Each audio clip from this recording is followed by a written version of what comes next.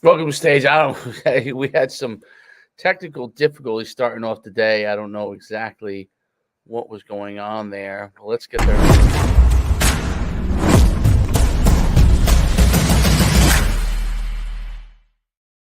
I don't know where our host is or our guest is, so we're gonna start shortly here. But so soon we will have on maximizing your wide receiver play. And we're going to talk about it.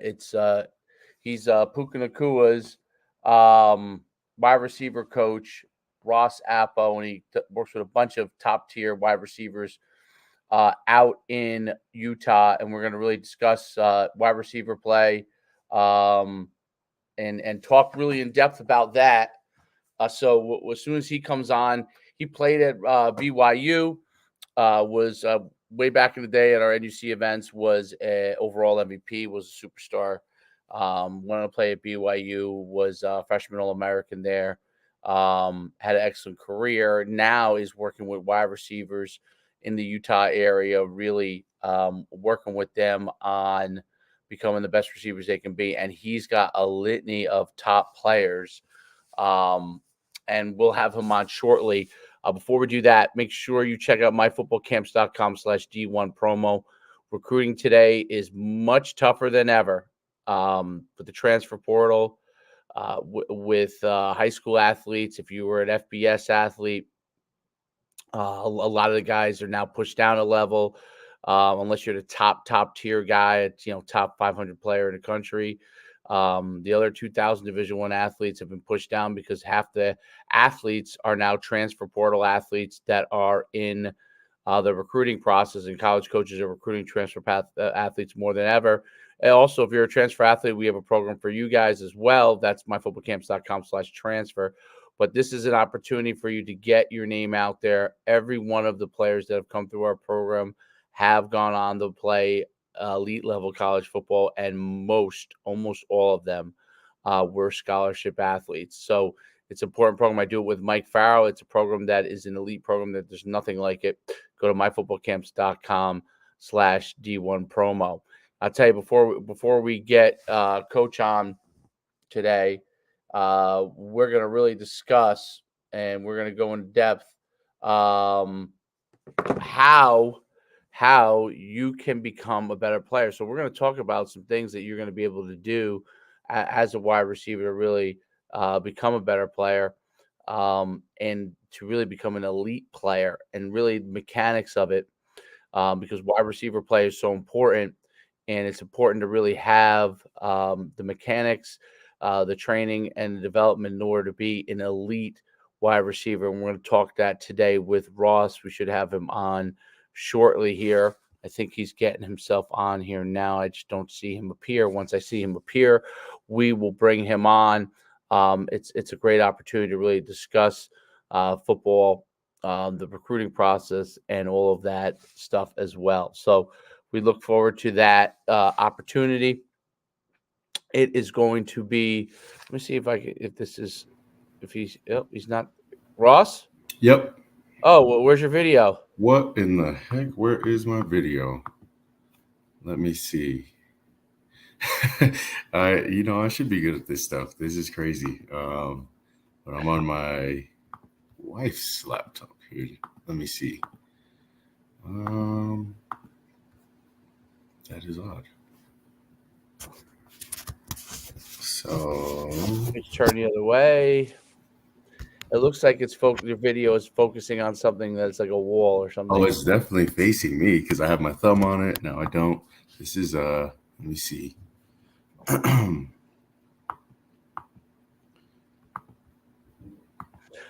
Yeah, that was weird. It was just showing my video. Now it's not. I'll remove you and let you figure it out, and I'll keep going and bring you back. Okay. So like I was talking, we're gonna go through, and hopefully we get that video worked out there, so we could talk with them. But it is the recruiting game has changed dramatically over the last couple of years, maybe even the last year more than anything else. and it's important to really understand all the things that go into it. And the development side is one of the biggest aspects of it. I think that if you go and don't developing your skill set at a high level is now a given. The way that college coaches are looking for players now, they're looking for elite players that are ready to go immediately. So if you're a high school player and you're coming out and you haven't developed your skills where you can actually go on the field and have an opportunity to play right away, you're putting yourself behind the eight ball, because then you're a development project, and development projects are not getting recruited the same way that they once were. Maybe offensive linemen, obviously, depending on the size that they have, that possibly could be the case. But in the skill positions, you're expected, no matter what level you end up going in, to have the opportunity to contribute. And not that they won't develop you over those years, but what is going to happen is guys are going to have the opportunity to move up. So whatever level they end up starting at, if they do well, they're going to move up or look to move up, unless they're at a place where they really know they want to be at it. And that's a unique situation that's changed, and that's all because of the transfer portal. And across the country, look, you saw Coach Halfley pretty open about one of the reasons, not the only reason, but one of the reasons why he was quick to jump to the defense coordinator job with the Green Bay Packers was the state of college football as a whole. And that's become a state that really demands coaches' time in a way that has never been before. So not only do you have staff, I mean, you're really the football aspect of being a head coach. It's more like being a high level corporate CEO, because the higher the level, the more moving parts there are. And the coaching aspect applies when the time period that you're on the field, but the other 22 hours out of the day has to do with recruiting, both the players you currently have and the players that you're looking to get, evaluating existing players, incoming players, evaluating players that you're recruiting, and making sure you balance between transfer portal and high school recruits what the actual fits are and the fits that those guys present, because that's a big deal. All right, let's cancel this out here. We'll kick him from studio, and then we'll bring him on here. Hey, there we go. Nice. There we go. Sorry about that. Now So I'm just on my phone. I didn't want to have to deal with the laptop and all that stuff. So oh yeah. That's well, I'm glad it worked out. Like I introed, Mile High Receiver Group, run by Ross Appo, and it's I introed you a little bit back, but you played at BYU. You right. Way back in the day, and I mentioned this, you were one of our overall MVPs back in the day. Although Yeah. you look really young. So guys were saying he's a little older than he looks, but he looks young. He still looks like he can go out there and play. And you were star then. You went to BYU. You're freshman All American. You had a nice career as a college player, and post college, transitioning to really working receivers coach. And the reason why, obviously, we have the, most famously now, obviously, Oh you man. you work with Puka Nacua, which I'm sure has skyrocketed people's awareness of you as a receivers coach. But you were already, I say that, but at the same time, I'm saying that last year when you did our Utah event, you already had a plethora of star receivers in that Utah area. Tell me about how. Well, tell everybody kind of your career as a player and how you got into coaching receivers. And I should have my co-host on in a couple seconds here. Yeah. So like you said, I was I well, growing up, I wasn't really that good. I'd probably say from like the ages from the grades like fourth, fifth, sixth, seventh was like kind of terrible for me. and one day, and I was a big basketball player. And so, one day I went to my dad and I'm just like, if this doesn't get better, like, I just want to quit and play basketball and baseball. And so, he helped me find some trainers, guys that, helped me get better at my position. And, you know, I responded to that really well. And it was like, it was a game changer for me. I remember after like my first wide receiver session, I wanted to go back and do it again.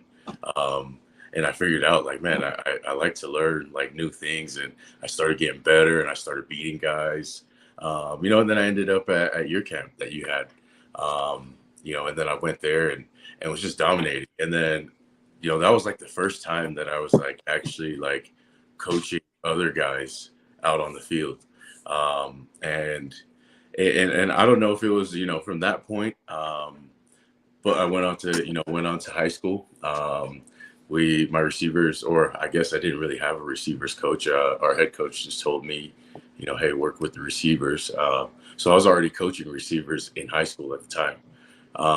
And so I ended up being a high school All-American. And then, I went to BYU, and, while I was at BYU, I knew I wanted to get like into coaching of some sort.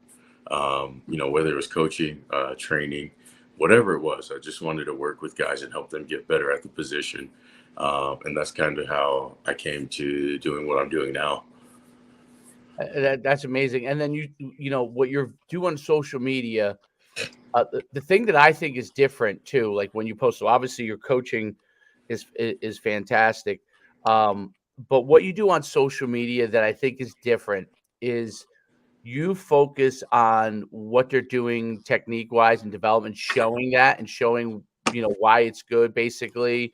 Whereas everybody's always trying to show the wow and like, this is my drill where I ran crazy. I went through 5,050 million cones, and then I came out and caught a ball, Right. So, and I right away, I think I mentioned that to you pretty early on, that I really liked how you were approaching it. And I'm sure when it comes to like long-term development of clients, like your clients really appreciate the fact that you focus on those areas, because what basically ends up happening is they understand why they're doing certain things. It's not just trying to run through drills as fast as they can. They start to really development. Explain kind of your approach to development from a training standpoint. Yeah. So exactly what you said. And we're kind of seeing it now. I've been watching the Reese's Bowl, the Senior Bowl, and it's like all of these like Instagram release, like the stuff doesn't work, and it makes me so mad when I see these things, and it's just like it gets the clicks, it gets the likes, but it's like, when will you actually use it in a game? It's like, there's a few releases, right? You might use it once in a game, right? Maybe in a goal line situation, and it's not even an open field, and you'll see trainers that will just do it religiously. And I'm like, what about the top end of the route? What about like, mid route, when a guy's on your hip, when you're hip to hip, like what do you phases do? Yeah. And so, that those guys have made my job a lot easier because they're kind of exposing themselves. And so, when it comes to development, I understand like the pivotal parts of route running, and it's like, if they're in press, we gotta get off the line, and you can't take forever to get off the line. And I always tell my guys, like, keep in mind the quarterback, right? He has like 4 big 300-pound guys running at him, right? Trying to kill him. Right, and he might have another guy coming off the edge, right? There might be a blitz, right? If somebody doesn't pick it up, you have to be ready to go. And if you're doing all these releases and he gets killed, you're not getting the ball. Like he's not going to talk to you, and it's over for you. You're done. You're causing yourself some locker room issues right there. Right. And then, the next part is like, once we get off the ball, and we're working it to the route, it's like, what are you going to do if you have an in route, a dig route, and he's playing on your inside hip? And a lot of guys, they get stuck at the top where they're just like, hand fighting and doing this, and they finally get over, and especially in one-on-ones, it makes me so mad because they'll take about 10 minutes and then they'll get over, they'll get the catch, and then they'll celebrate. Right. Like, look, the quarterback was already, he sacked or he took off. We were already 3 plays, gone from here. Yep. So, I teach that. And then obviously the next step is going to be the top end of the route. If they're sitting at a certain depth where you need to break, how do we get open in that spot? And so with me in development, I like to teach the technique, but I kind of do it a little bit different than everybody else. I put the guys in bad situations and I teach them how to get out of bad situations, because you're going to be in bad situations all the time. That's what majority of the game is, right? Right. I mean, you're never, and it's like, it's kind of interesting, Coach. And look, I appreciate you coming on and talking to us about this. Just like, from your whole viewpoint on the entire thing, like, you got to look at it like and understand, like, guys, when I draw a route on paper, yeah, it's a straight line, but you're never getting that in a game situation. Majority of the time, it's going to be these, negative positions that you're in. How do we get out of that now? Because look, I know all of you can run a route this way and do all that. It's easy when you're running routes on air and all that other kind of stuff. But when you put somebody in front of you and now they're inside leverage, they're head up, they're outside leverage, this is the release, and then this is the midpoint. He's on the inside, he's middle, he's here. You're trying to get here. That stuff is more conducive to game situations. Right. Yeah. And even last night I was working with a high school squad, and we were running just on air, and I was just telling them, okay, give me 10-yard out. And we added in a release, and then I had one of the teammates stand about 3 yards, and then he'd stick his arm out, and then another guy at about 9 yards. And they were all stuttering, trying to put their foot down at 10. And I'm like, guys, look, I understand, right? On paper, there's a line, and then it goes. But it's like, if you get hung up at the line of scrimmage, it's like, now we don't have that much time at the top end of the route. Or if you have a free release, but you get hung up at the top end of your route, you have a little bit of time to work. So you can kind of trade times there, if that makes sense. And then I was also like, if it's a 10-yard out and you put your foot down at 9, just roll it to 10. Your quarterback's going to throw it to a spot, and you're just going to go meet the ball. Or if you happen to take an extra step and you break at 11, then let's roll back down to 10 and meet the ball. You just can't be at like 7 yards, cutting to 10, or 13 yards trying to bring it back down. As long as you're somewhere around there, and then all of a sudden everybody's just kind of moving a lot more smooth, a lot more confidence. There's not a whole bunch of breaking down and stuttering and trying to be exact. And I feel like those are, in developments, those are the points that are being missed the most. And we're just like, trainers are just like looking at these fancy things that, that the guys like to see, the guys like to do. And I tell guys all the time, and I post this on my story, it's like, if you want clicks, if you want likes, don't come to me, because I'm not doing it. I'm not going to do it. I'm going to teach you guys how to play the game the right way. I'm going to help you guys get out of bad positions. I'm going to help you guys get into good positions, and I'm going to help you guys win. And then ultimately help you guys get to the next level, whatever level it is that you want to get to, help you guys get there. And that's how I've kind of developed guys. And so I've had guys from, like, for example, like I've had Puka from 9th grade up until now. I have guys that I've started in 4th grade, right now they're sophomores. And so it's like, once you start with me, you can't really stop, because like as the years go on, I learn more from guys that would come back from like college or NFL, and they'll tell me certain things they saw. I work with a lot of DB coaches. They tell me techniques that they do. They keep me updated on things that they do. So the game is changing, and as a trainer, you have to adapt with it. And I think that's where a lot of my value comes from, is I'm always like kind of changing the game. So maybe one thing we're doing this year, maybe we can't do it against this type of look, so we got to do it this way. And I think that's the most valuable thing when you're developing a guy. What was like Puka's development like? So you had him from ninth grade, right, to where he is.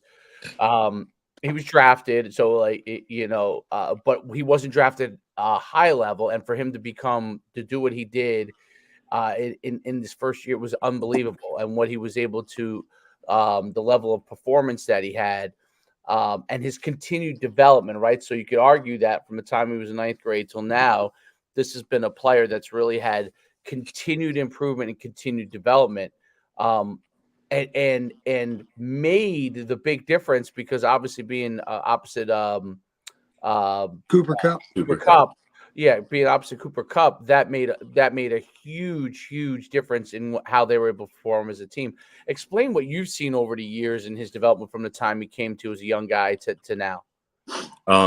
So when we first started, and I have a video of it, he was like, one thing he always did well, even when he was like goofy and lanky and all over the place. And one thing he always did well was he attacked the ball with his hands, and he was natural with his hands, and that tells me a lot of the guy. If you're able, if you just tell a guy, hey, run across the field, and you just throw a bullet, no matter where it is, and you see it like, go behind him below the waist, and he just flips his hands, turns his body, right? You're like, oh, okay, that's a little bit different, right? Let's do it again. You throw it, and it gets on him right now, but it's a high ball, and you just see, boom, hands go up and go get it and bring it in. Like, I know what type of player I'm dealing with at this point. So now it's like the body control, the aggressiveness, the hands, the catching. We don't even have to worry about that. Like, I already know that's going to happen. So now let's just get your body moving the right way.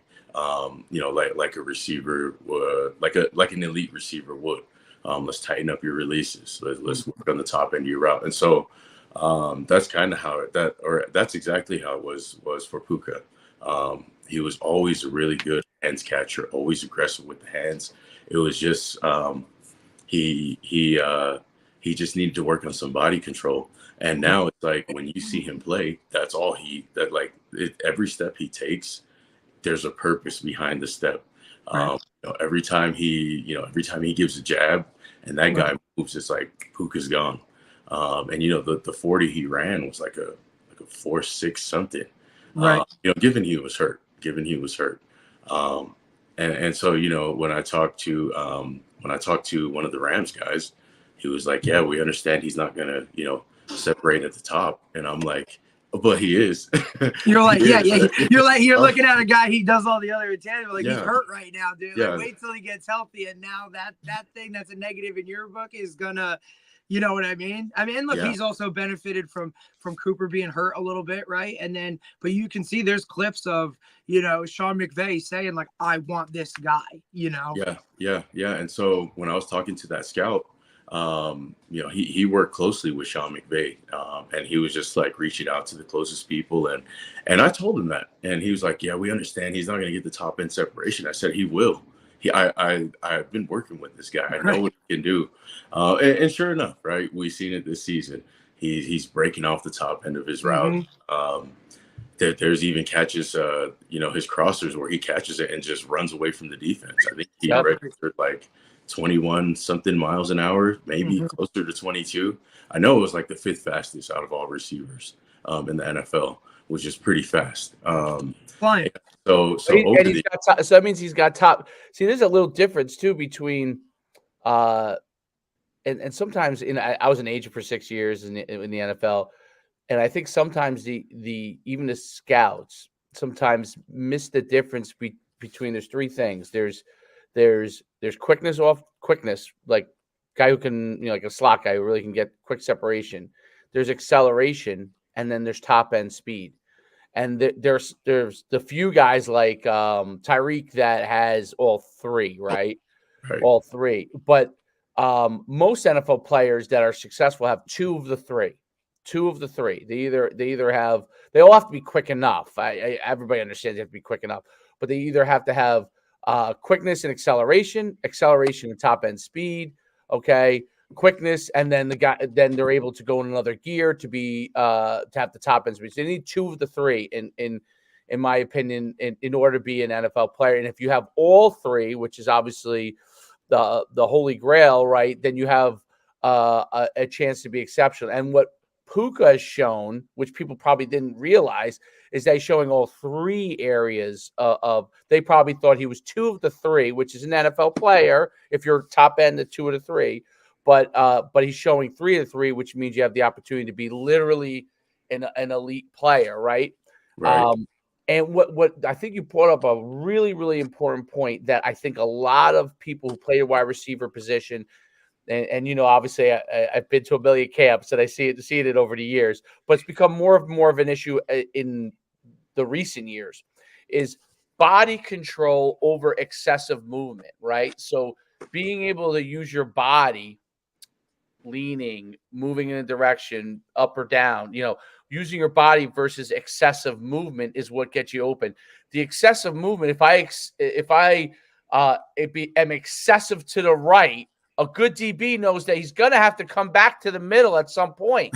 Right. Don't move. Right. And this is what like the fancy coaches who are like with all don't realize, like, all this excessive movement. Great DBs. I'm not talking like, yeah, you might get away with some of it in high school, right? But if you want to play in college coaches know this, NFL coaches know this, that this excessive movement, if you're not going anywhere vertically or laterally immediately towards to getting open, all that means is you're going to come right back. So, Right. and a DB doesn't have to move. Like, I see coaches telling let him do whatever he wants to do. You don't got to move, because he's come right back to that spot anyway to go where he's got to go, right? Exactly. So talk about how body control is such an important thing as a receiver. Yeah. So man, you hit it right on the head. Real quick with the three different speeds, right? That you said, it is exactly it is with what he has now with the body control. The reason I focus on body control so much is because, like I told you when we started, I suck so bad. It was like, what can we do to get long armed Ross, long leg Ross to move, right? If I'm not going to run a 4-3 today or 4-4 today, what can we do to get him to be an effective receiver?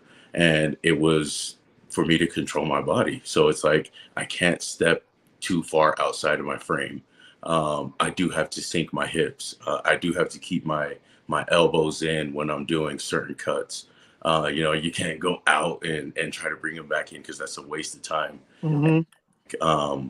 During development with Puka from high school, through college, it was like we never veered off from body control. Matter of fact, it was like it just got better and better and better. Like I said, in the off season, I would get to work with my DB coach, and he would just tell me, this is what we look for. This is some of the things we do. And so it's like, okay, how do we counter that? And how do we counter that, and how do we counter it quickly? And it's like, does my foot need to be, right underneath my pad, or can we move the foot out just a little bit more and give a little bit more body to produce more power, and also to show a little bit more like, lean? And it's like things like that. It's just the small tweaks like that make the biggest difference in separation. And so that's what got better with body control. And then it's like, there are several games where announcers were just like, look at how he just takes one step and he's already here. And it's just, he knows exactly how much power to put on that foot. He knows how much body to give to get the DB to kind of, kick step or slide over. And he's countering right now. And it's like, all that was is one step. He didn't have to do a whole bunch of choppy something. It was just one step, but it was a powerful step for Puka. It was a good, strong move up top, like good shoulders, right? A good head fake, enough for the guy across from him to see it, identify it, and say, I have to step over and cut him off, or he's going to take off. And and I always tell the guys this, right? We got to remember our jobs as receivers is we set the tone. We move first, and then the defender goes second. Right. And so as we move and we jab, we know we're going to stop at some point. The defender doesn't. And so as I put my foot down to stop, he's still kind of moving. And then like a split second later, it registers. And I tell them, like, how much time do you have? And guys are like, oh, you got about 1 second. And I'm like, no, you got like 0.2 seconds. Yeah, before he, you know, replaces his feet and gets back. And so body control, that's what that does, is like that 0.2 seconds that you give us is like, we're going to take it and run with it. And it's like, see you later from there. And then now, boom, accelerate up the field. Yeah. Yeah, that's a great explanation. It's something that, like, one of the things that you see with like high school kids, they don't almost all of them don't understand about stacking a receiver, right? When you beat a guy off the line, the ability to stack them, you're actually open immediately, right? As soon as you stack them, you're immediately open, right? So now a quarterback can throw you the ball wherever he wants to throw you the ball because you're in position to win now.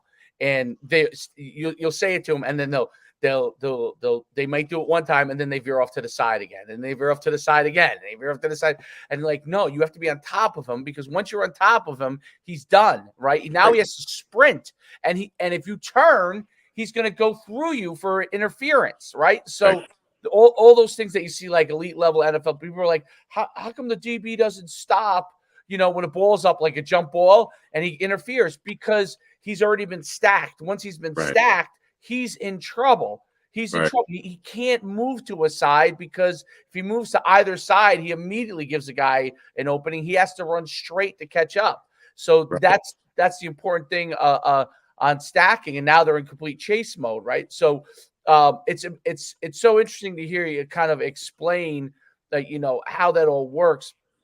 And I think that those are like, receiver to me and tight end, I guess, also, right, has become an art form, as much as anything else, like understanding the techniques and then the art of movement, of being able to move your body. And you said it subtly, right? Whatever way you have to be able to do it, because you're also using deceptiveness to get yourself open.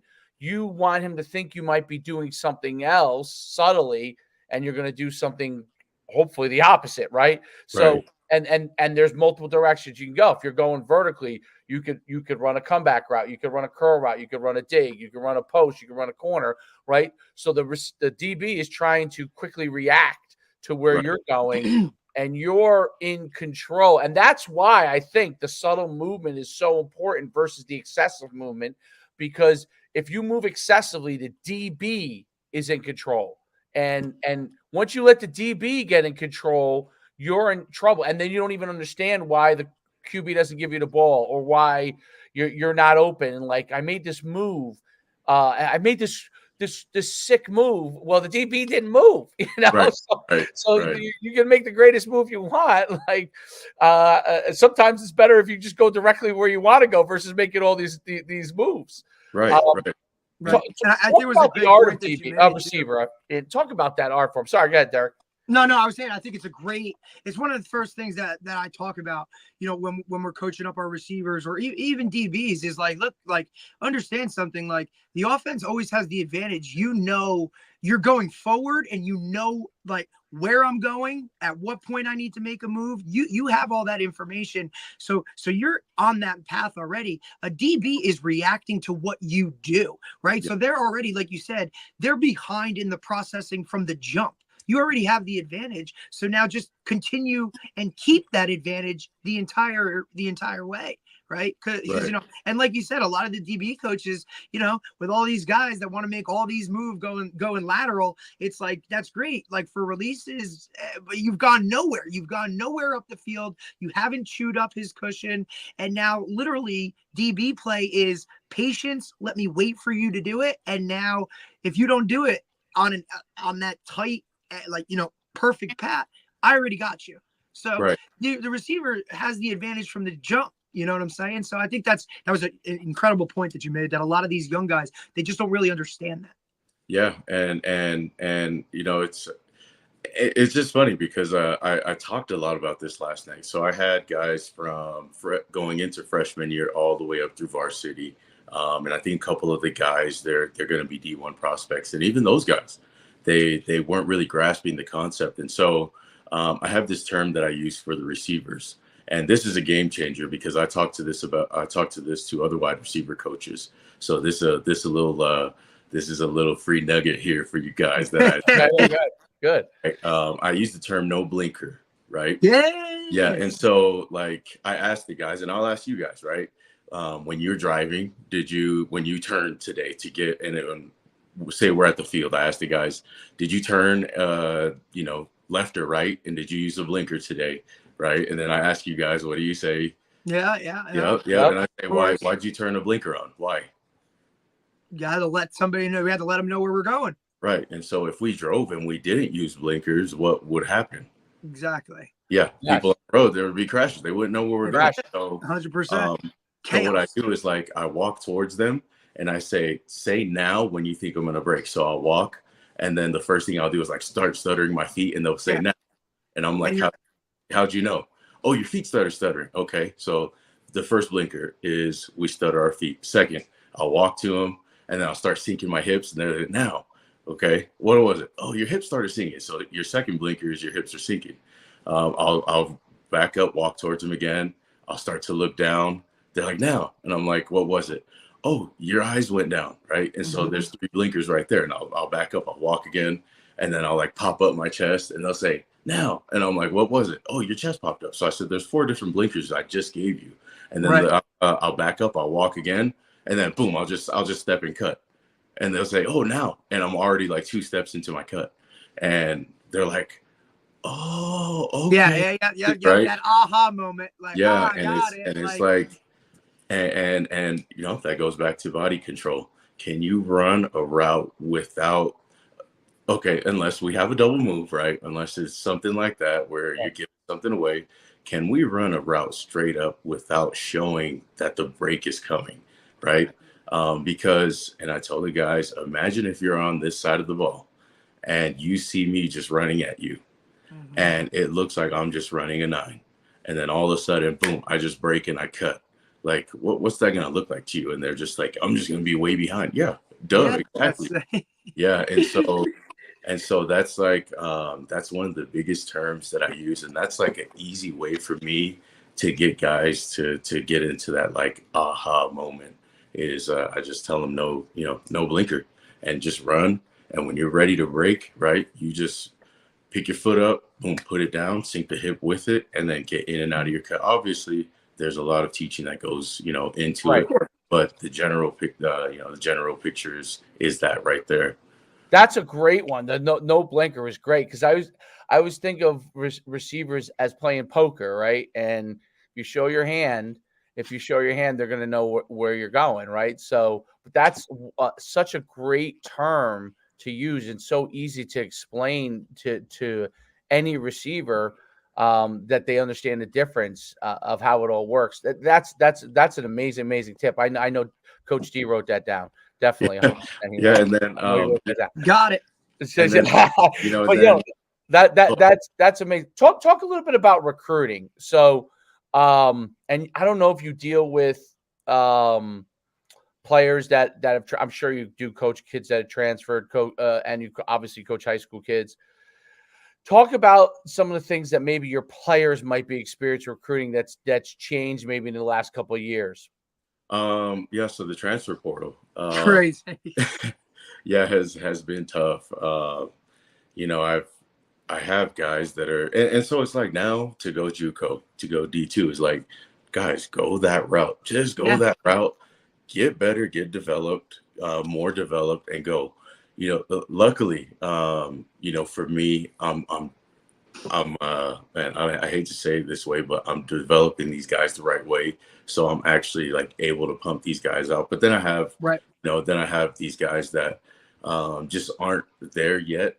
And so, the portal is like, I've talked to coaches, hey, where in the past it's been easy, where say, hey, look at this guy. I think in a couple of years, for you guys, he could be good, right? Let's just redshirt him. Put him on scout team, let him get beat up a little bit. Yeah. Right.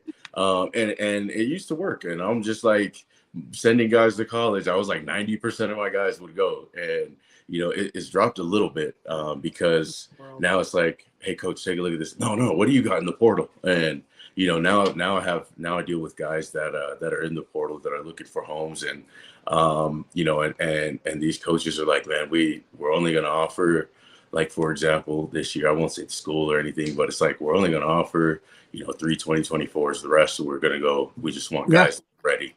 And so recruiting has changed a lot because of the portal. Yeah. And it's tough, and I feel bad for the guys, but, I still tell them, it's like, JUCO, you can still get money there. And it's like nothing wrong with JUCO. Like, here in Utah, we have Snow College, and it's like, look at how many, how many NFL guys, look how many NFL guys came from Snow College, and it's like sprinkled all over, Yeah, and I tell guys, like, don't look down on these programs, because these are where the good coaches are at. It's like, no offense to D1 level, but those guys are coaching the thing. Listen, they're not doing. You know what I mean? Like their GAs are doing all the work. You know what I mean? Yeah. But I think the young guys now, like, dude, they get so enamored with D3, Division 1, or this or that, and it's like, look, man, just go get developed, go get better, right?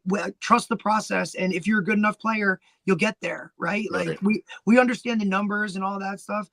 Create a way to separate yourself. And you go this route, like, you write your own path, man. You know what I'm saying? Like, and look, any opportunity is an opportunity you need to take, because there's not that many of them. So if somebody's offering you a JUCO spot or an FCS program or a Division 2, jump on that, because now it used to be like, all right, I take this, I'm going to be here for 4 years. It's the decision for the next 4 years. That's now changed. You never saw guys go from a lower level to a higher level. And now that's almost the trend, right? Like, I'm going to go to an FCS program. I'm going to do really well. And then before you know it, like my graduate year, I'm going to an I'm going to FBS. It's changed. So just trust it and go. Yeah, and with sorry. Go I'll give you hold your thought. I'll give you a business term that I think applies to football right now in college. Is the market takes time to catch up with innovation, right? So the innovation, like it or not, is the transfer portal and NIL. That's kind of the innovation, forced innovation, mind you, forced innovation. But that's quote unquote the innovation, right? So in business, somebody comes up with the iPhone, right? Well, at first, not everybody had the iPhone. It was like, wow, this thing's really cool. And then the market catch up, and now it's like almost everybody has an iPhone, right? Other companies who don't make iPhones make their phones like iPhones, right? So, because that became so the innovation is the transfer portal and NIL, which is just come in the last couple of years. But the market is all like, if you look at like the players as clients or customers or whatever, those players still think like it was 2 years ago, meaning the opportunity is going to be there for me if I just work harder, right? If I just do that. And yes, now the norm is you have to get with a guy like you to get. You have to get recruiting help. It hasn't gotten to, not everybody understands yet, but the norm is, this is what's expected. You're expected to figure out a way to navigate recruiting process, whether you hire someone to do it or you do it yourself. You're expected to work with someone that's going to get you to the highest level you could be at, whether you do it yourself or you work with somebody else. However you do it, that's what's expected. So whatever level you end up being at is expected to be the performance you give immediately. So if in the past, maybe you were a Division I player and now maybe you fell at FCS as a high school kid, but the difference is at FCS, they're expecting you to produce now. Yeah. Because they kind of understand that if you don't, yes, you're going to be there for a while, but if you do, you get an immediate level of performance and you might be gone. They figure as soon as you get really good, you might be gone, right? So if they get guys that can come in and produce no matter what the level is, their team will do better. And that obviously starts from the highest level. But that has not yet caught up to recruiting, meaning the parents still think. Don't get it. I mean, I listen to the parents on like, if I just do this, why aren't they recruiting me? I'm like, you got to stop saying why. Like, Right. You're right. Go through the process, do the best you can in that process, whatever your approach is, and what it ends up being, okay, if you haven't exhausted the right options, what it ends up being is what it is, and that's where you are right now, meaning Correct. high school, not transfer, but where you are right now. This is where you are right now. They tell you get a D2 scholarship, whatever that is, 50% of this, 50, but you get a D2 scholarship. That is, their coaches are telling you right now that's your level. Now, I'm not talking about your potential. I'm talking about this is what your level is now.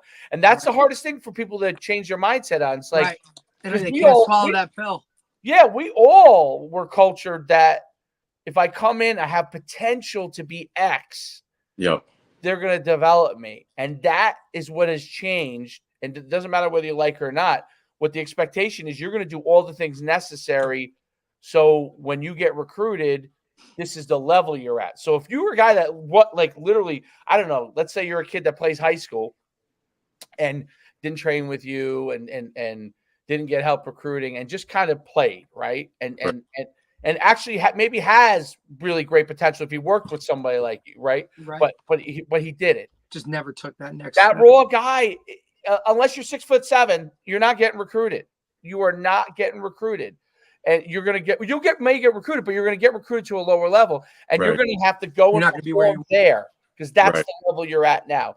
And that's the thing that I try to explain to people. And I'm, I don't know if you ever experienced this because you're in a different situation as the guy training them, but like people get mad. People get mad pissed when you're explaining to them how it works. Like this is not a hope thing. Right. No, there's like an actual process. There's like steps that must be taken now, right? And look, working with a guy like yourself, coach, one-on-one used to be something that the best guys or it was extra, right? Like now, if you're not working with a one-on-one trainer, like, it used to be kind of like, hey, I work with a one-on-one trainer. So, you know what I mean? Like, that's going to separate me from, somebody. If you're not even the average, like you're down here now because everybody else is working with a one-on-one guy to achieve what they want to. Right. So that's what, if you're not doing it, you're already behind the 8 ball. Definitely. Yeah. And, I have parents that, and so I have these talks with the guys and the parents, and it's hard for them, to accept, and like maybe your kid isn't here yet, and that's okay. That's okay. He can go here, and then he can get there. Correct. And so, I would say NIL's definitely been a huge game changer where guys know that if they can go get the training and they get better, that they can transfer and go somewhere else and get paid. And that's something that I've been doing with a few guys. And so some guys have left their schools, went to bigger schools, and have gotten some money.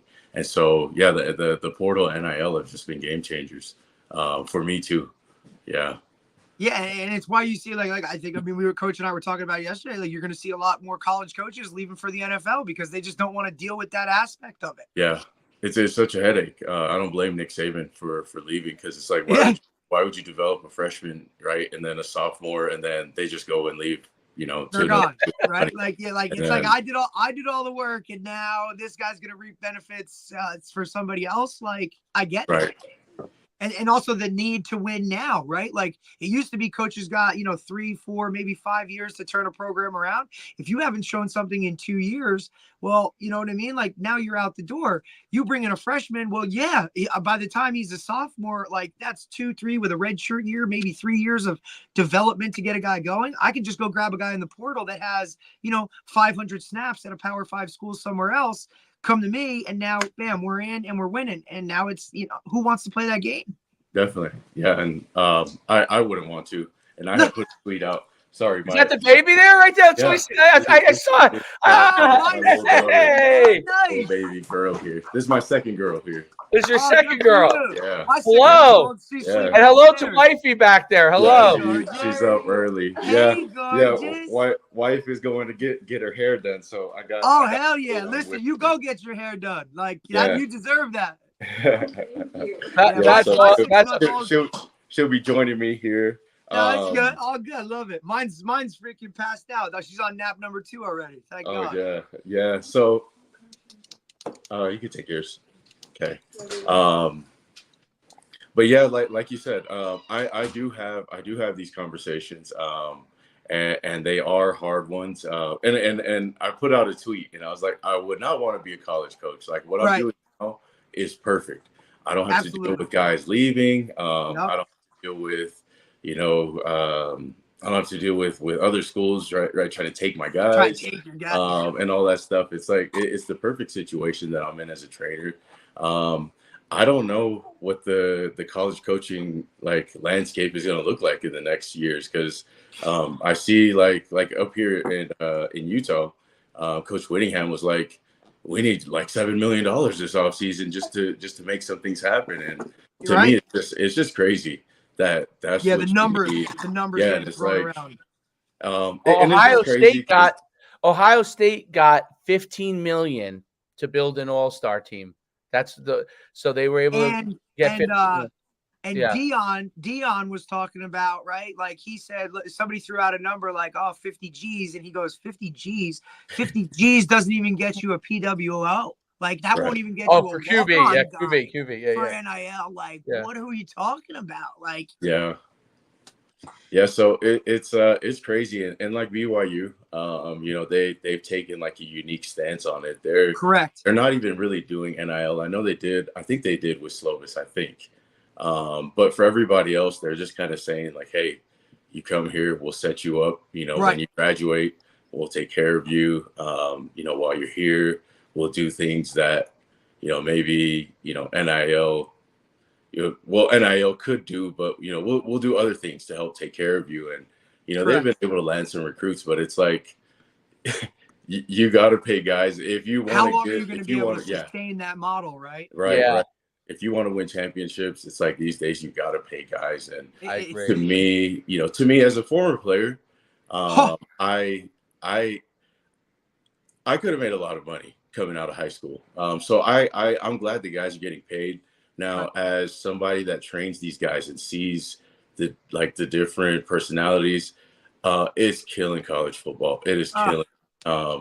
I've seen some guys just like the biggest divas, the biggest egos, and I'm just like, dude, if you were here with some of these NFL guys, like on this field with some of the NFL guys I work with, you would not be acting like this. Like those guys in the NFL, like we used to think those guys were divas. Like now it's the opposite. It's like those guys, workers, these college guys are the divas. And I'm like, if you were out here with some of the NFL guys, they would give it to you straight, and you wouldn't like it. Yeah, you wouldn't like it at all. Yeah, it's immaturity too. You're so immature. Like if you think back to when you were you were an All-American in high school, and you're one of the most mature. I remember, obviously you were one of the most mature guys of the high school guys that we work with. So, but you remember like, how do you know what to do with that money? Where do you put that money? What do you do with it? That's a hard thing as a high school kid or a 19-year-old or a 20-year-old, even guys in college, to really understand that. Most freshmen, sophomores in college can't handle that amount of money. And we're not even talking about financial literacy. We're just talking about like, what do you do when you have $100 in your pocket as a college kid? You know what I mean? Well, look at the musicians. Let's use something that's parallel to it, right? Like, we've talked musicians about who that. come up young, like musicians who hit it at 16 or 17 or 18. Like, look at the issues that so many of them have. I'm not saying they don't make a lot of money. They do. But are their lives in the end better for it, right? A lot of them go through a lot of crazy things for a decade just to realize, oh, my goodness, I'm really doing things the wrong way. Like, is that what the money's a great thing. I want the kids to be able to have the money, but money without any real guidance, and they might say they're starting to, and eventually maybe they'll get that all worked out and how they're going to help them with it. But right now that's not the case, and that's why you have divas. And then if Puka comes back and goes against one of your kids who thinks he's a good high school DB or something like that, like it would be a joke. Like they don't realize like I remember when I was an agent, and sometimes like the NFL guys are like when they're working with a trainer, like some of the high school kids are there, and I remember the kids would be like, "Huh?"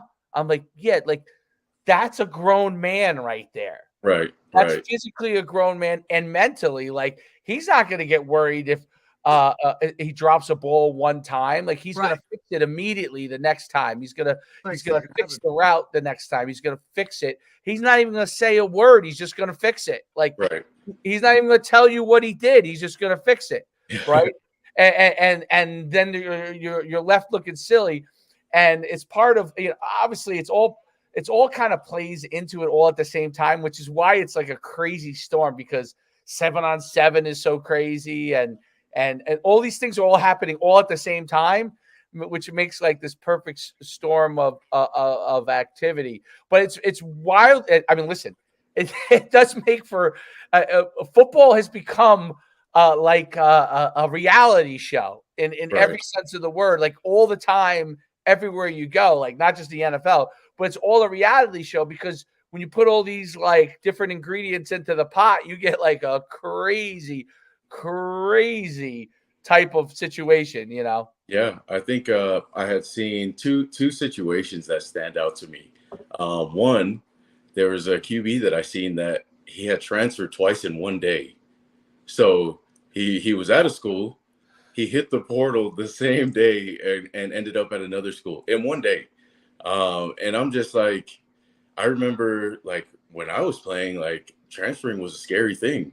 It was like that was not like an answer. That was like that was like something personal had come up, or and it wasn't like just something, not what these guys call personal issues today. It was like you lost a family member, or it was just something, as a guy that went through a situation like that, like the last thing on my mind was, I got to transfer. And now this is the first thing that gets on these guys' mind.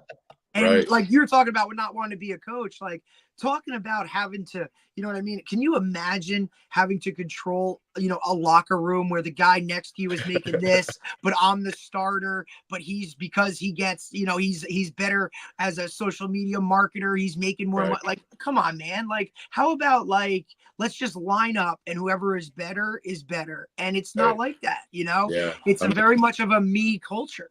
I'd hate to have to tell like a junior, right, that's been in your program, that knows the culture, that hey, put the work in. I have this freshman. We just paid him $1 million, but so he's got to start. He's got to play, and I would hate to be that coach. And then the other one that I seen, the dude that's like doing his 9th season, I'm like, the dude, tight end from Miami, right? Yeah, he's on like year 9. He had his injuries and whatnot, but it's like I remember guys weren't even trying to do 3 seasons. Like they're just trying to do 2 and be gone.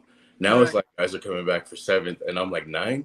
That's wild to me. I didn't even know that. 9. Oh yeah. Because he had medicals, he used COVID, he used transfer. He's literally on his.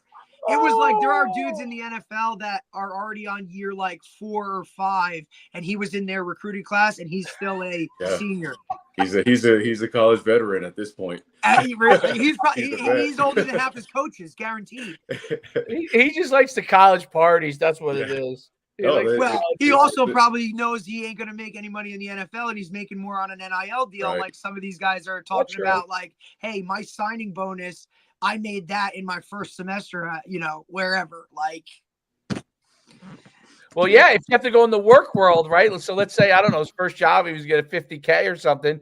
If he's getting $60K in NIL, well, he's like, sure, can I get another medical? Like, what do I need? I'll play again. The guys, they still have to remember that they have to pay taxes on this NIL money. They got to remember. And that's, coach, and that's what we're talking not employees, about, the financial literacy part of the whole thing. Like, or it's like, it's a 1099.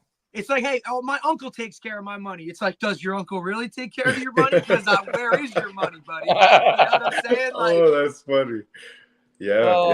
So the college game has changed, and I've watched it change like right before my eyes, and I'm seeing it even when I train guys. I'm not going to throw any guys out there, under the bus, but I have guys now that I'm training that are like, yeah, Ross, I'm looking to leave after this season.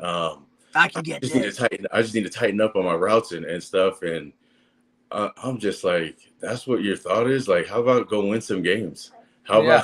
about Guys, it's almost now, coach, right? Like you could look at it and be like, look, would you rather go win a national championship, right? Or would you rather, win this individual award as the best whatever? And those guys, like, hey, would you rather score 2 touchdowns and lose the game, or would you rather not have any catches, right? Block your butt off the entire game, and then we win? What would you rather? I want the touchdowns. Like, right.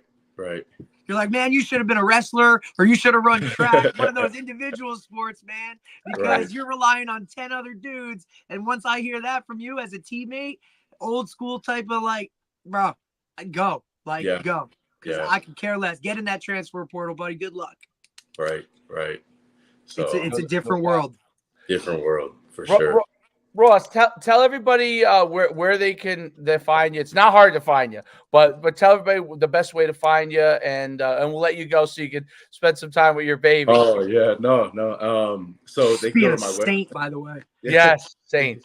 Man, I got some little athletes on my hands. These girls are crazy. Yes. The girls Yeah, so- flag leagues, man, they're coming up. That might be my only chance to ever win a ring on anything is coaching girls. That's for sure.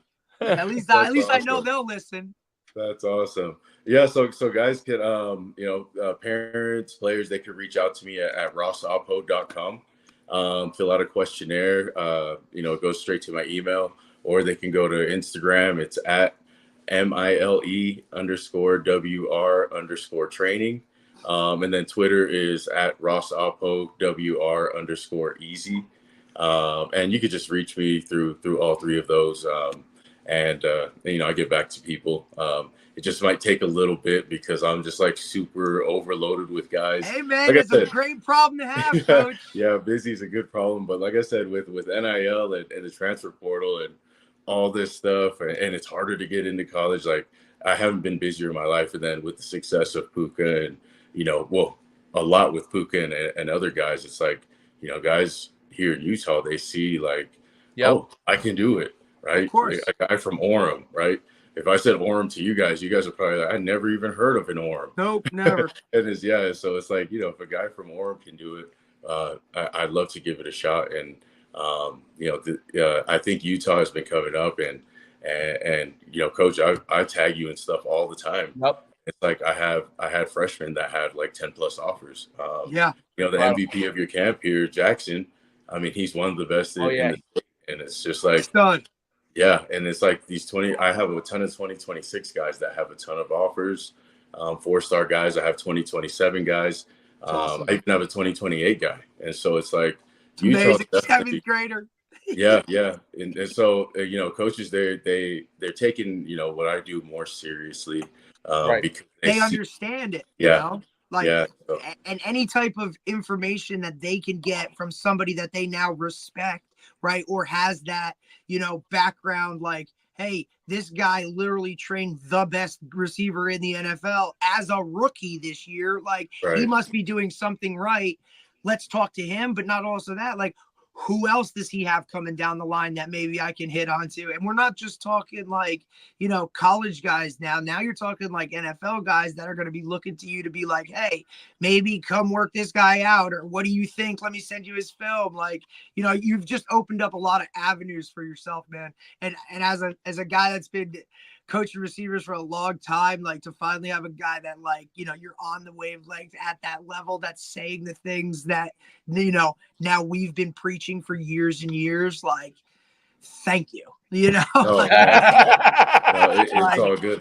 Like I said, keep looking for those clicks, guys, because great, but like you want to get here, this is what you got to do. Looking at me like I'm crazy, like, no, dude, that's great. All those cuts, get off the cones. Yeah.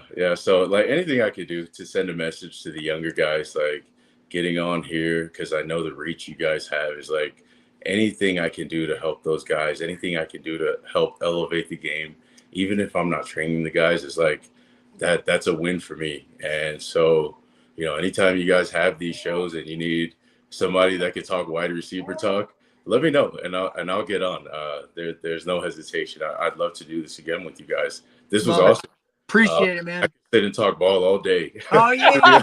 Listen, you honest, got some other duties, right? I'm sure mine's gonna be screaming her head off in about 10 minutes. I'll go put this baby to sleep and hop back on the call with you guys in 5 minutes. No, we're good. We're good. Hey, man, you got your stuff to do. Appreciate you, Coach. We'll let you go. Of course. Thanks so much, Ross. It's great having you on. Thanks, bud. See you soon. Take care, man. Yeah, All we'll right. see you guys. Bye. Okay. Bye. Take care.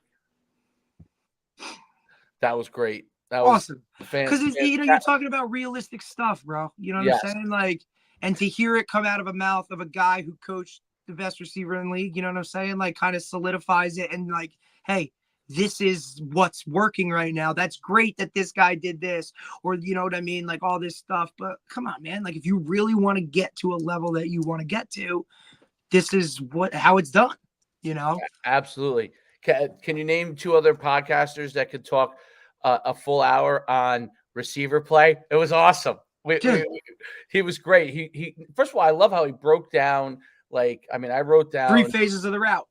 Yeah, like he understands that, and then the stability part, the body control stuff, the attacking the football stuff. You know what I mean? Like you and I, like, yeah, this is the stuff we talk about, the intricacies of it. But to hear it come, you know, who are we to people looking like, right? You know, people look like at us a lot of times like we're crazy when we say these things. Correct. Right? Because the majority of society thinks it's one way, and we're usually the outliers. And look, we don't like, you know, we're not about to be the people that are just like, well, it's our way or no way. Like, okay, we're going to tell you this, go learn for yourself. Right. And then you'll come back and be like, oh, well, you're right. Like, that makes a lot of sense. And the fact that, like, he goes into the training aspect, explaining why we do this, right? The explanation part of it is you're doing this because this is what happens. And, you know, I love just and there's good. So like, it's one of the interesting things with coaching, right? There's good, there's very good, and there's elite, right? Yes. So there are guys that are good coaches. Hey, we're not saying you're not a good that coach. Don't understand the things that wrong. I'll tell you one of the luxuries. This is definitely a luxury for being an old guy who has been around. And honestly, one of the things about running those combines for all those years, I really was exposed to so many different coaching styles. 100%. So many, like, to this day, and I've been around a long time. Like, when I see what Ross does, when I see what Jeff Christensen does, right, as QB coach, and we'll probably have, if we get him, I mean, he's so famous, obviously, because of Patrick Mahomes, right? So, well, listen, it's a good thing we got Ross on now, because listen, just wait, right? Like, he starts producing. Like, think about how many people just like look at that and said, who did he work with? I want to work with him. And there's an old podcast, so it's funny. Like, so I did Tony, right? Raciopio a couple years ago, maybe during COVID. I did Jeff Christensen, I think, in like 2018. Like, if you can, I'm telling, like 2017, 2018, I did a podcast. It wasn't video. I don't think it was a video one back then. I think I just did it like talking, you know what I mean? Yeah, yeah. Just audio. Your audio, right? So, like, I did him, like, so. There's these guys along the way. I did Shane Stafford, who then eventually won. Who's obviously a friend of mine, but eventually won. They won like the arena championship like the year after. So I've kind of done a lot of these guys, but haven't been around. You see, like, wow, this guy's good. This guy's great, and this guy's like elite. Like, he gets certain things, you know. It's like, you know, hey, this guy is better with these groups, or this guy is better with this. But it's just like we talked about it. Like, rarely do you have that 3-tool guy that can do every part of everything, right? Like, you know, this guy can do. Look, you're talking about a guy that trained the best receiver in the NFL, and he also trains 8th graders. Like, you're really not probably going to see that, right? Now, his market might change just based off what is coming at him. You know what I'm saying? Like, he may now have more of that upper level clientele, but just based off of talking to him for that small, I bet you he still does middle school, because that's the gist of what he loves to do. I'll tell you what's phenomenal too. It's amazing. So, like, I'll bring these names. You don't even know who these guys are, because a lot of them don't even really coach anymore. But like, along the years, I used to have this D-line coach, Quincy Hips, who played at Miami. Okay. and he was tough. Like he was from that area, Right. and he was tough, but he was an amazing D-line coach. Amazing. Like if you, any guy that ever went to our camps from that era, and like what's I we had we still have, luckily we still have Tom Riss that works with us, like still works our Great. camps, but he really doesn't, like, because he's getting old, he doesn't do all that stuff as Yeah, much. plus his like main job, you know what I'm saying? He's administrator. Right, he's a minister. But we had this guy James Feely, okay, who coached at Keene, who coached at Keene, okay, who was just a phenomenal teacher of the offensive line. But now he's like director of like I think the EPA or something. You Right. know, Well, because coaching back then was a there hobby. was no.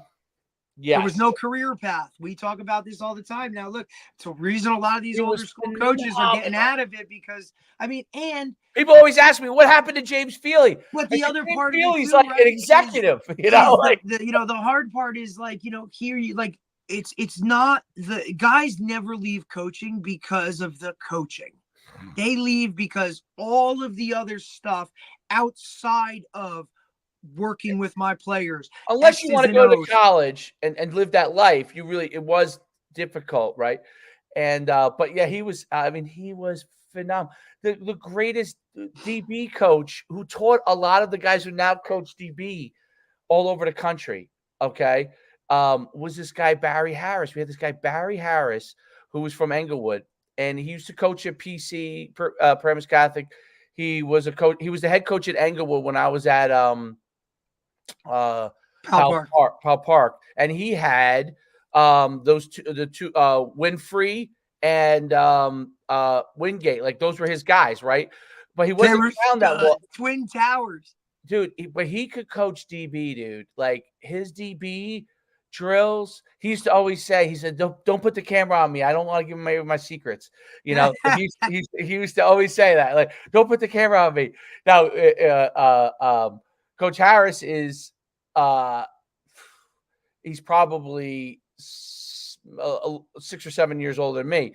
Coach Drakeford, who's still with us, right? Running backs, like as good as they come. Yep. Like unheralded guys who I've seen teach it, and it's just like it's so phenomenal. Like, I wish I could bottle them. What's great is that, like, guys like Ross and Jeff Christensen, who obviously was an NFL QB, they've been able to make a good enough business out of it, which is great because now they can reach more people. But it's amazing when you see guys that are great and how they speak about it, and their thought process behind it.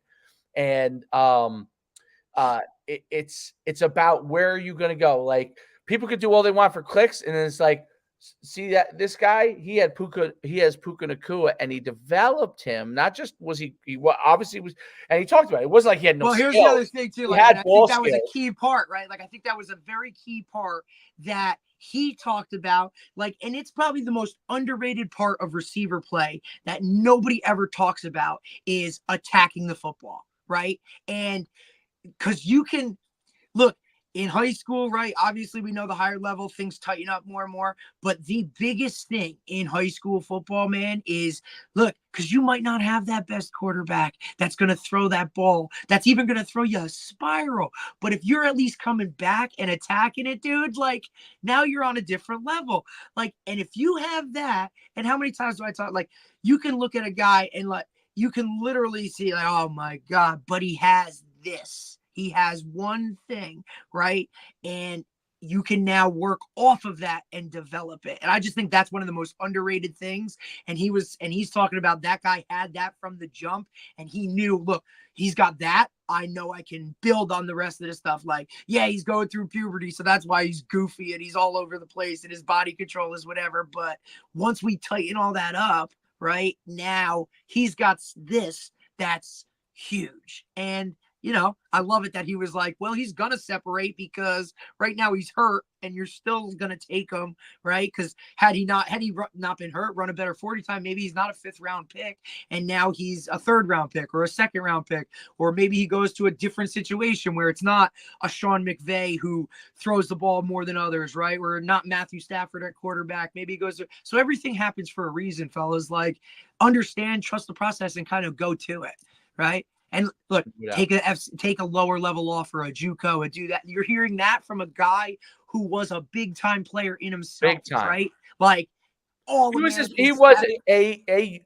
I could be wrong, but I believe he played in the U.S. Army game, All-American game. I'm almost certain. I'm almost certain he did. Like he and by the way, see how humble. And for people that don't know, like that is the crown jewel, especially the older days. That was it was on NBC, sponsored by Army. I mean, guys would make their commitments, and you're talking the Adrian Petersons of the world, right? Like these guys were all in this thing,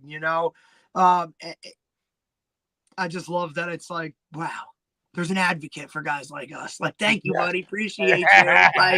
Like we get them one by one. We get them one by one on here. And now when guys are like, oh, coach, you're just jealous because this guy's got this, or I'm training with this guy. And it's like, all right, dude, keep training with that guy. I love all your hand movement and stuff. You could be a cheerleader with your pom-poms. Like, like, here we go, buddy. But like, how about like, let's get vertical, because while you're doing all this, the quarterback has, he's already on his back. So like, get to your slant, dude. It's funny because I remember even back when I went, when I was working out for the NFL scouts, and I went to a couple of these pro things. Like, I ended up getting like offered a CFL thing in an arena. I didn't get an NFL contract, but I remember going to these things. And my favorite thing, this is when I was a linebacker. My favorite thing in 101s, and I had to go against tight ends. Oh, the worst.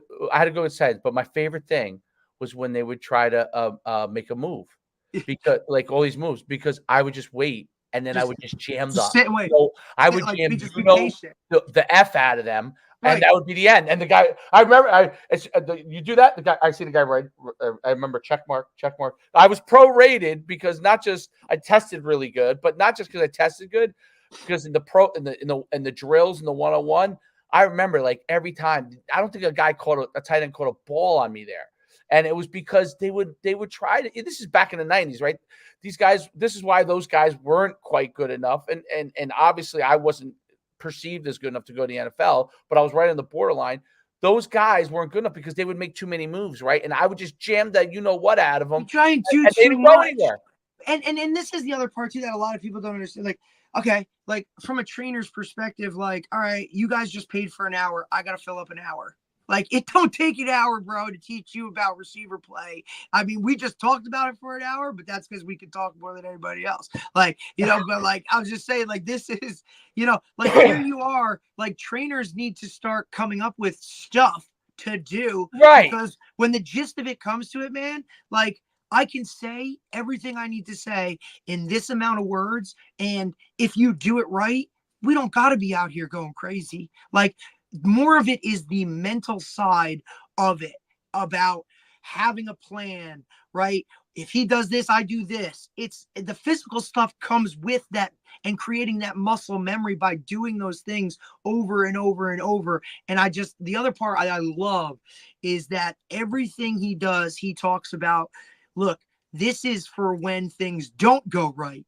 And that's the entire game, right? Like I said, you don't just draw the line and this is the route. It's this stuff. And that's what he focuses on so much is, yes, we teach the fundamentals. So at the end of the day, that's what you resort to. But I also want to get you comfortable in these uncomfortable situations. So when they do happen, because they're going to happen, you're prepared. It's not and now you're done.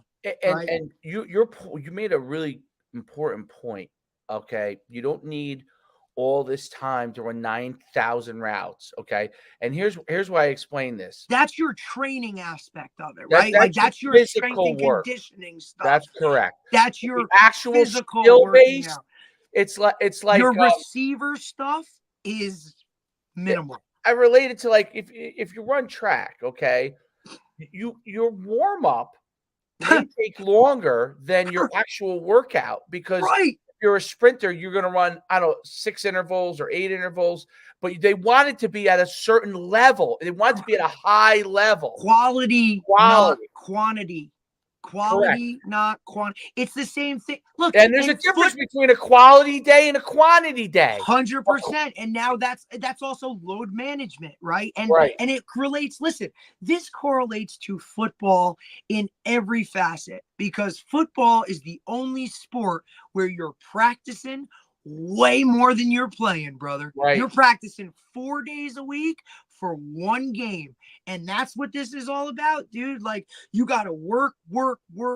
And then, all right, maybe we'll run each route a couple times, right? With this going on or that going on.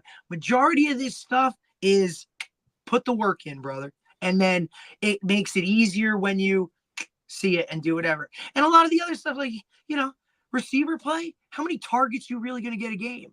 Look at how many plays are running a game. Look at how much, you know what I mean? And then how many groupings are you going to be in? Now, if you're an every down wide receiver, which is very rare nowadays, right? Like, okay, but are they throwing the ball on all those sets? You know what I'm saying? You need to do everything within the receiver world to make yourself that guy and be a pivotal point of the offense. And even if you are, you still may only have 3 catches. Like, you know what I'm saying? That's like, exactly so right. Understand the position you want to play. That, because of the world we're living in, looks great catching touchdowns and burning DBs and one-on-ones in shorts and a t-shirt. But think about it in high school. If you actually averaged 4 catches a game in high school. Oh my God, you're a stud. That's 36 catches, 10 games, 40 catches. That's probably around. That's a lot. That's going to be one of the most. Obviously, with the way offenses have developed in the last couple of years, people chucking it all around. Other than like Butler, where your receiver has 120. Right. Like, but like, come on. Like, if you're somewhere between 40 or 50, 60, somewhere. That's a lot. Like, dude, like, that's only 4 touches a game. Right. Like, guys, understand, sorry, bro, go play defense where you get 3 downs every time and you get to make a tackle. That's why I'm only going to say it once. Because I don't want, we're good. Like, but just understand, like, that's where it's at, fellas. Like, that's the position you're choosing, No doubt. Well, let's wrap it up here. That was a really he's the man. Again, that's awesome. I can't wait to have even more conversations with him now and open up the floodgates now because he's in trouble. Yeah, he's I think you'll enjoy talking with him.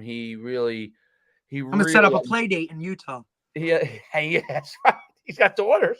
Let's go. They're young like you. What are the taxes like in Utah? I think I'm good. Get a couple. I think they're good. Become a snowboard again. I think. Have you ever been to Utah? Have you been to Utah? Dude, when I was at Bosco, we went out there and played. Yeah. We played Alta. Beautiful place. Gorgeous.